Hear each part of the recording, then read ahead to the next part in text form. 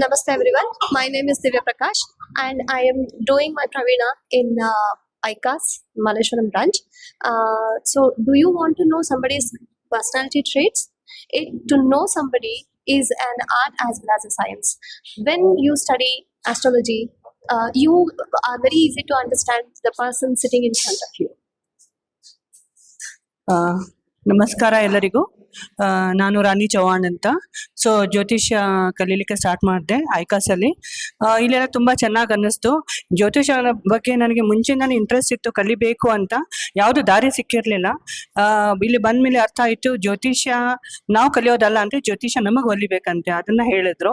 ಇಲ್ಲೆಲ್ಲರೂ ತುಂಬ ಗುರುಗಳೆಲ್ಲ ತುಂಬ ಸಪೋರ್ಟಿವ್ ಆಗಿದ್ದಾರೆ, ತುಂಬ ಚೆನ್ನಾಗಿ ಹೇಳ್ಕೊಡ್ತಾರೆ.